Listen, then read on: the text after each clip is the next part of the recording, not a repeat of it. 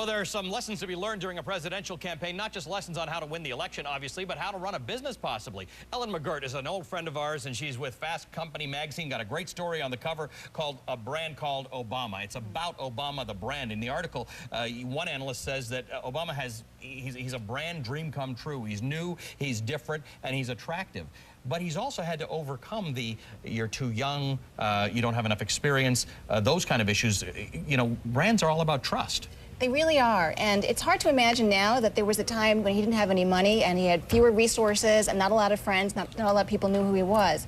So he did something that was very smart. He trusted members of his campaign who were very good at certain social networking and modern internet tools, and he used that to get the message out, because familiarity breeds trust. And he was able to do that very early on in the race. Iowa was a big victory, both symbolically and actually. And he was able to use that to telegraph his popularity to the next race, to the next race, to the next race. And it turned into clicks, it turned into cash, it turned into votes, which is a lot of things that other businesses have not been able to do online. But as Dan just said, as he slows down possibly in momentum in Pennsylvania, the votes he's not getting, in many cases, they've been white men who aren't necessarily on social networking sites and places like that. So where Barack Obama has brought in this enthusiastic group of youth, is that structure, is that branding going to translate into a more mainstream group of voters? We know the other thing they've been really good at is training the boots on the ground and getting the message out.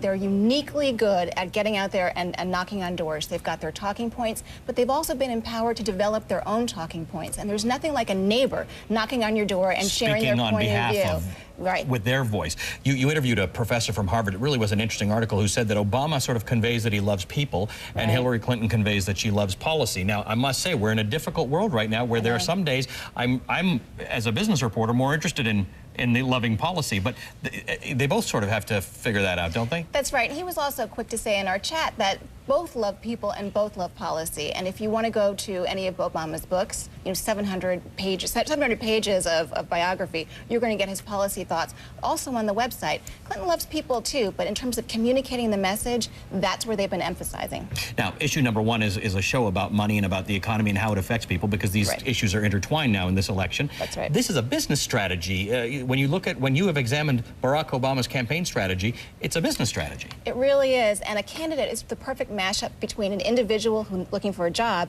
and a big brand. So we can all learn something from what the campaign has been able to do. What would you say is the thing that breaks away the most from, in your research, from a typical campaign of this style? Communication, not advertising. A traditional command and control campaign is going to use modern tools to telegraph a message. He actually uses it to start a dialogue, and we can all learn from that. It takes some guts, though, because you have to give up control of your brand message. And what's the danger there? What happens? That too many people are speaking for Barack Obama? That's right. They take it, they run with it, and through their creativity, their enthusiasm, and their love for the subject, they turn it into sort of a parody of itself.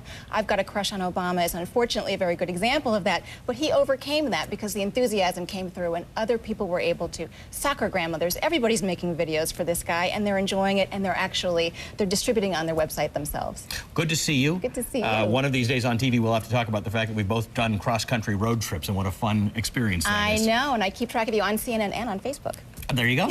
Ellen McGirt of Fast Company magazine. Jerry. NAFTA is